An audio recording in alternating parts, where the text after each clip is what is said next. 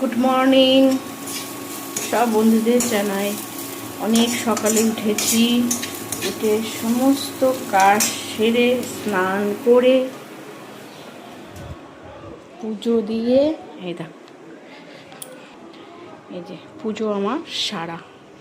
আমি সকাল সকালে পুজোটা দিই, পুজো টুজো সেরে রান্নাঘরে ঢুকে গেছি। চা করলাম, করে সবাইকে দিলাম, নিজেও খেলাম। খেয়ে রান্নার আয়োজন চলছে। এখানটায় বাচ্চাদের জন্য একটু আলু ভাজা করছি, আর এখানে ভাত বসিয়ে দিয়েছি, প্রায় ভাত হয়ে গেছে।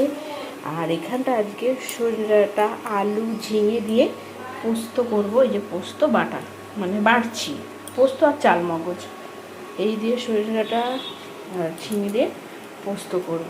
এই তো করি, এখনও বাজার আসেনি। তারপরে দেখি কি মাছ আনে, তারপরে মাছের ঝোলটা করব। আর নিত্যদিনের এক কাজ করা যাবে। পরের ভিডিওটা নেক্সট ভিডিও পরে দিচ্ছি, কি মাছ এনেছে দেখাবো।